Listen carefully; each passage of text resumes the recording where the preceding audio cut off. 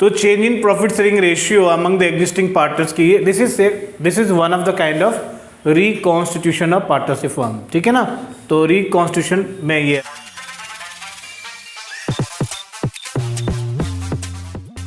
आएगा। सेक्शन 4 यहाँ पर भी आप देखोगे, कहता है कि पार्टनरशिप का डेफिनेशन है, कोई प्रॉब्लम नहीं है, आपको इससे कोई मतलब नहीं है। Change in profit sharing ratio में क्या क्या एडजस्टमेंट होंगे, 1 2 3 4 5 एडजस्टमेंट आपको करना है। पहला कौन सा, determination of sacrificing gaining ratio. दूसरा कौन सा, अकाउंटिंग ऑफ गुडविल करेंगे, accounting of reserve accumulated profit and losses करेंगे, रिवैल्यूएशन ऑफ एसेट्स लायबिलिटीज करेंगे और एडजस्टमेंट ऑफ कैपिटल करेंगे। ऑलराइट, तो सैक्रिफाइसिंग गेनिंग रेशियो के लिए हमने एक फॉर्मूला लिख दिया, sacrificing profit share is equal to old minus new और gaining is equal to new minus old. Simple formula है, कोई प्रॉब्लम नहीं है। Fine. Treatment of goodwill, goodwill का ट्रीटमेंट क्या करेंगे दोस्तों, यहाँ देखना है, ये जो मैंने एक बनाया हुआ है टेबल उसको देखना है। पहली बात क्या है, when goodwill is adjusted through capital account. दूसरा when goodwill is raised and written off, है ना, रेज्ड एंड रिटर्न ऑफ, याद है ना, ये वाला पोर्शन ध्यान पे रखना है, रेज करना है और राइट ऑफ करना है। तो पहले इसको देखो, अगर आपके का फ्लक्चुएटिंग कैपिटल है या आपका फिक्स कैपिटल है, तो goodwill is adjusted through capital account, तो क्या करेंगे, gaining partners capital account debit to sacrificing partners capital account, यानी गेनिंग पार्टनर क्या करेगा, सैक्रिफाइसिंग पार्टनर को गुडविल अपना दे देगा, ठीक है ना। जो भी वैल्यू गुडविल की होएगी उस प्रोपोर्शन में गेन या सैक्रिफाइस के प्रोपोर्शन में गेनिंग पार्टनर सैक्रिफाइसिंग पार्टनर को दे देगा। अगर कैपिटल फिक्स है तो क्या हो जाएगा, करंट अकाउंट चला जाएगा, ठीक है ना। एंट्री सेम होगी, कैपिटल अकाउंट करंट अकाउंट का फर्क होगा। Goodwill raised and written of, भाई साहब इसको बड़े ही ध्यान से देखना है, ये इस बार ही इंट्रोड्यूस हुआ है, कहते हैं कि नया एडजस्टमेंट बदला हुआ है, मेरे नोट्स में पहले से ही इसमें लिखा हुआ है, ठीक है। क्या किया हमने, देखिए फ्लक्चुएटिंग कैपिटल तो goodwill account debit to partners capital account, partners capital account debit to goodwill account, ये न्यू रेशियो में, ओल्ड रेशियो में। समझ में आई बात। पहले क्या करेंगे, रेज करेंगे, फिर राइट ऑफ कर रहे हैं, इफेक्ट वही आएगा, इफेक्ट गेनिंग टू सैक्रिफाइसिंग ही आएगा। समझ में आई बात, या गेनिंग टू सैक्रिफाइसिंग ही आएगा। स्टोरी समझ में आ रही है। फिक्स कैपिटल है तो यहाँ पर करंट अकाउंट आ जाएगा, बातें क्या रहेंगी, सेम रहेंगी, ध्यान से इसको देखना है। चलिए आगे बढ़ते हैं।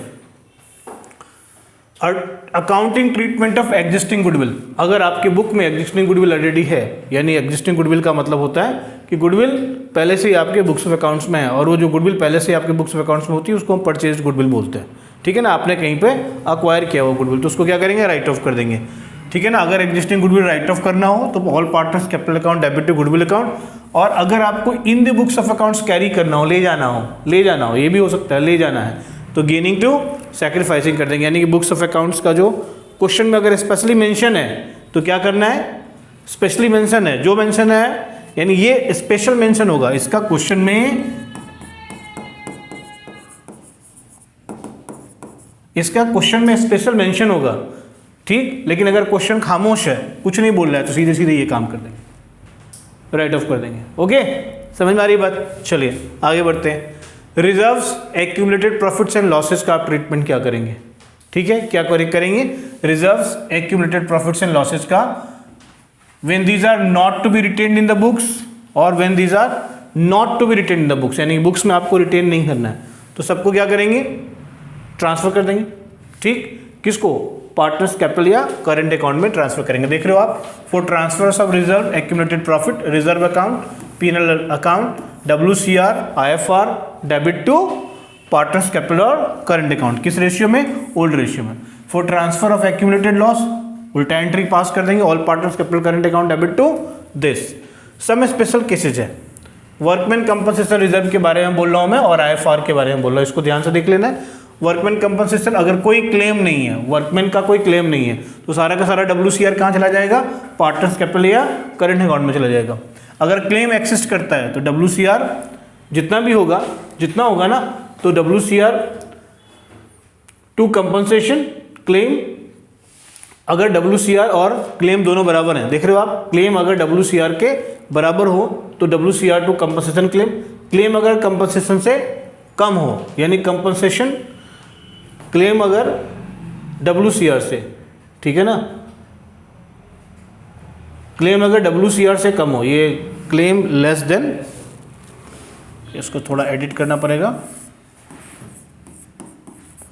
क्लेम अगर लेस देन WCR हो, इसका मतलब क्लेम देने के बाद भी रिजर्व में पैसे बच गए, तो रिजर्व के पैसे कहाँ चले जाएंगे, पार्टनर्स कैपिटल अकाउंट में चले जाएंगे। यस और नो, यस और नो, समझ में आ रहा है कि नहीं आ रहा है, आ रहा है समझ में, ठीक है। WCR to partners compensation claim और टू पार्टनर्स कैपिटल और करंट अकाउंट। अगर क्लेम मोर देन कंपनसेशन हो, क्लेम कंपनसेशन से भी ज़्यादा हो, तो WCR debit, revaluation debit to workman compensation claim, revaluation बीच में आ गया, ठीक है ना, यानी आपकी जो लायबिलिटी है वो ज़्यादा है, लायबिलिटी आपके रिजर्व से ज़्यादा है, तो जो भी फालतू लायबिलिटी है वो सारा कहाँ चला जाएगा, रिवैल्यूएशन में चला जाएगा। इस तरफ आते हैं, देखते हैं इन्वेस्टमेंट फ्लक्चुएशन रिजर्व को, IFR को देखते हैं। फाइनली इसमें पार्टनर्स कैपिटल और करंट अकाउंट डेबिट टू, ये जो रिवैल्यूएशन गया है ना, इस रिवैल्यूएशन लॉस हो गया, तो रिवैल्यूएशन लॉस कौन ले जाएगा, पार्टनर ले जाएगा, तो partners capital current account debit to revaluation, ये फुल एंट्री है, इसके बाद और कोई एंट्री नहीं है, समझ गया ही, समझ में आई बात। चलो इधर देखो, इन्वेस्टमेंट के बारे में देखो यार, इन्वेस्टमेंट के बारे में देखो, investment fluctuation reserve, market value of investment is equal to book value, अगर मार्केट वैल्यू बुक वैल्यू दोनों बराबर हो तो IFR जैसे के तैसे पड़ा रहेगा, वो सारा का सारा पार्टनर क्या करेगा, आपस में बांट लेगा। तो investment fluctuation reserve to partners capital account. दूसरी सिचुएशन मैंने दी कि market value of investment less than book value, ये मार्केट वैल्यू बुक वैल्यू से कम हो, तो जो भी गैप होगा बुक वैल्यू से जितना नीचे गिरेगा वो IFR से कंपनसेट कर देंगे, फिर जो बचेगा, तो उसमें भी 3 सिचुएशंस होती है, तो मैंने यहाँ पर दिखाया कि market value of investment less than book value, तो 3 सिचुएशन है। Number 1, fall in value less than IFR, यानी IFR में जितने पैसे हैं उसके मुकाबले मार्केट वैल्यू कम गिरी है, इसका मतलब IFR में उसके बाद बच जाएंगे तो पार्टनर्स जो है आपस में बांट लेंगे, तो इसकी एंट्री ये हो गई पास, क्या, investment fluctuation reserve debit to investment account to partners capital और current account old ratio. Fall in value is equal to IFR, तो सारी की सारी IFR इन्वेस्टमेंट को कवर करने में चली जाएगी। Fall in value more than IFR, तो फिर से यहाँ पर भी रिवैल्यूएशन आ जाएगा, IFR debit, revaluation debit to investment, समझ में आ रही बात, क्या होगा entry, IFR debit, revaluation debit to investment. अब ये रिवैल्यूएशन लॉस हो गया, ठीक है ना, तो रिवैल्यूएशन लॉस पार्टनर्स आपस में बांट लेंगे, partners capital current account debit to revaluation account old ratio. Okay, कोई प्रॉब्लम है नहीं। When market value of investment is higher than book value, market value high है, कोई टेंशन ही नहीं है, कोई प्रॉब्लम ही नहीं है, तो IFR to partners capital account सारा का सारा चला गया। अब इन्वेस्टमेंट की वैल्यू बढ़ गई है ना, तो investment account debit to revaluation, अब रिवैल्यूएशन प्रॉफिट हो गया तो पार्टनर्स आपस में बांट लेंगे। This is the final entry, understood.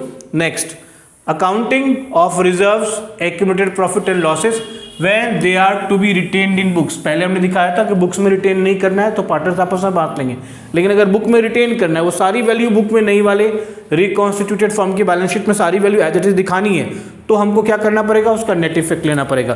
तो नेट इफेक्ट के लिए हमने क्या किया, देखो यहाँ पर हम क्या करेंगे, जितनी भी रिजर्व्स हैं, जैसे मैंने कहा जितनी भी रिजर्व्स हैं, जितना भी प्रॉफिट एंड लॉस P&L का क्रेडिट बैलेंस है, उस सबको ऐड कर देंगे, लेस कर देंगे अगर P&L का डेबिट बैलेंस हो, कोई एडवर्टीजमेंट सस्पेंस हो या फिक्टिशियस एसेट्स हो, उसको कर देंगे लेस, और ये जो होगा ना, ये हो जाएगा हमारा नेट इफेक्ट।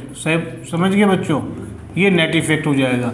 तो जिस नेट इफेक्ट की आप यहाँ पर बात कर रहे हो ना, ये नेट इफेक्ट की बात कर रहे हो ना, ये यही नेट इफेक्ट है एक्चुअली, समझ गए।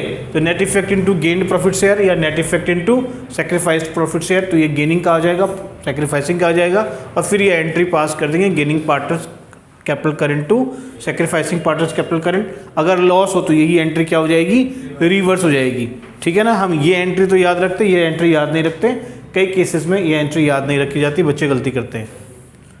किसी को कोई दिक्कत है तो बोलना। अब इसी तरीके से revaluation of assets and reassessment of liabilities करेंगे। ये रहा आपका रिवैल्यूएशन ऑफ एसेट्स। तो यहाँ पर आपको क्या करना है, 2 सिचुएशंस हैं, एक है revised values are to be recorded, नई वैल्यू आपको रिकॉर्ड करनी है। अगर revised value are to be recorded यानी नई वैल्यू आपको बुक्स ऑफ अकाउंट्स में रिकॉर्ड करनी है तो क्या करना है, और अगर revised values are not to be recorded यानी रिवाइज्ड वैल्यू नई वैल्यू बुक में रिकॉर्ड नहीं करनी है, पुरानी वाली वैल्यू ही बुक में रहनी चाहिए। 2 सिचुएशंस हैं। तो पहले ये देखो, अगर एसेट्स की वैल्यू बढ़े तो डेबिट टू रिवैल्यूएशन, एसेट्स की वैल्यू घटे तो रिवैल्यूएशन टू एसेट्स, अगर अनरिकॉर्डेड एसेट्स है तो एसेट्स टू रिवैल्यूएशन, लायबिलिटी की वैल्यू बढ़े तो रिवैल्यूएशन टू लायबिलिटीज, लायबिलिटी की वैल्यू घटे तो लायबिलिटी टू रिवैल्यूएशन, ही जर्नल एंट्रीज हैं। Unrecorded liability revaluation to liabilities, अगर प्रॉफिट और रिवैल्यूएशन है तो revaluation to partners capital current account, loss है तो रिवर्स एंट्री पास कर देंगे। और ये कंप्लीट एंट्री है, इसके अलावा कोई और एंट्री नहीं होगी, सिर्फ रिवैल्यूएशन में। दूसरी तरफ अगर आप देखिए यहाँ पर, अगर नॉट टू बी रिकॉर्डेड है तो increase in value of assets ठीक है ना। और यहां से स्टार्ट किया, increase in value of assets, decrease in value of liabilities, समझ गए, प्लस कर दीजिए, decrease in value of assets, increase in value of liabilities minus कर दीजिए। अगर कोई अनरिकॉर्डेड एसेट्स हैं तो प्लस कर दीजिए, अनरिकॉर्डेड लायबिलिटीज है तो माइनस कर दीजिए। समझ में आई बात। यहाँ पर आप यहाँ पर प्लस कर सकते हो अनरिकॉर्डेड एसेट्स और यहाँ पर लेस कर सकते हो अनरिकॉर्डेड लायबिलिटीज, और तब जाकर के आपको मिलेगा नेट इफेक्ट। समझ गए।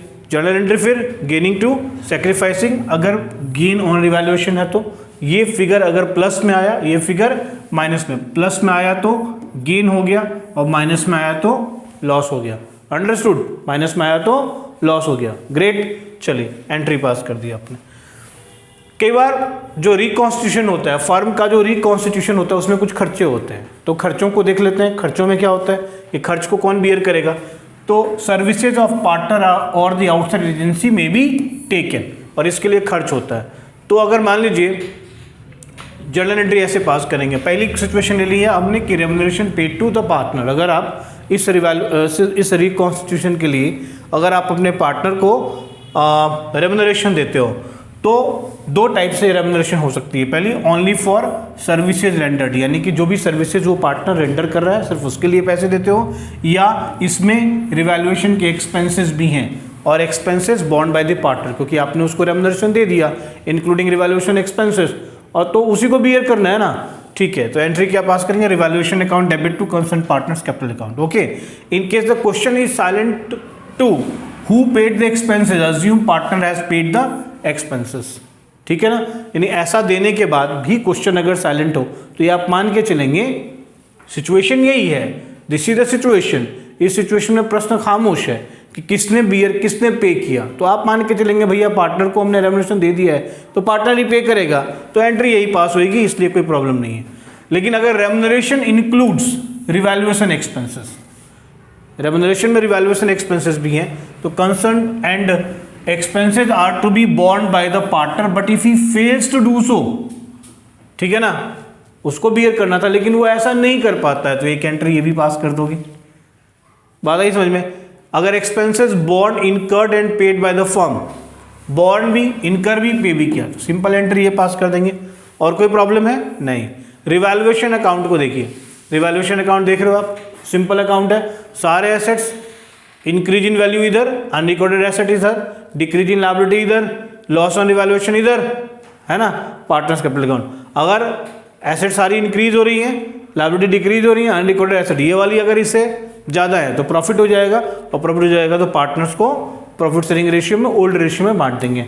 समझ गए। इसकी एंट्री आपने पहले ही कर ली है, बस उस एंट्री की ये पोस्टिंग है, सिंपल सी चीज़ है। राइट, अब आ जाते हैं अब एडजस्टमेंट ऑफ कैपिटल पे। ठीक है ना, सॉरी, एडजस्टमेंट ऑफ कैपिटल पे आप आ जाओ। तो एडजस्टमेंट ऑफ कैपिटल पे आप देखोगे कि पॉसिबल है कि partners might decide to upgrade respective capital with a change in profit sharing ratio.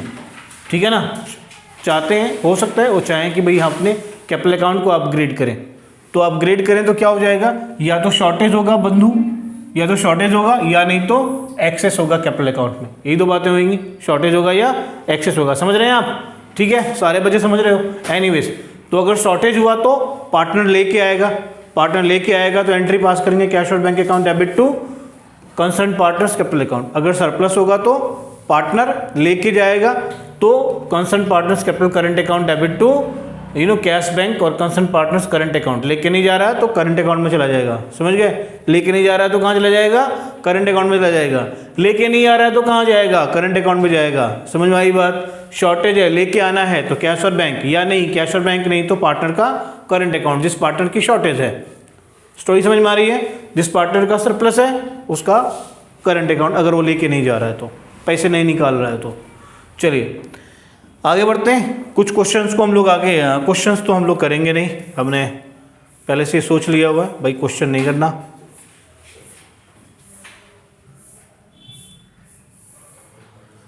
If the total capital of the reconstituted firm is given, अगर रिकॉन्स्टिट्यूटेड फर्म का नया कैपिटल दिया हुआ हो तो आप क्या करेंगे, इस कैपिटल को among the partners new ratio में बांट दो, और उसका कैपिटल तुमने पता किया हुआ है ना। एडजस्टेड कैपिटल तो आया ही हुआ है, उसके साथ इसको कंपेयर करो, पता चल जाएगा डेफिशिएंसी किधर है या शॉर्टेज किधर है या सरप्लस किधर है, और अकॉर्डिंगली आप डील करेंगे। ठीक है, present adjusted capital is compared with the new capital, surplus deficit is determined, surplus deficit is adjusted by withdrawing bringing in cash और by adjusting through current account of partners. Story समझ में आ गई। तो इस तरीके से ये चैप्टर क्या हो जाता है, इसका जो क्विक रिवीजन है या इसका जो कॉन्सेप्चुअल रिवीजन है वो आपका फिनिश हो जाता है। Don't rest until the work is finished, जब तक काम पूरा ना हो जाए आराम मत कीजिए, बड़ा आराम करके आए हो तुम लोग, हैं सो करके। Thank you very much. ये चैप्टर 2 फिनिश। ऑलराइट।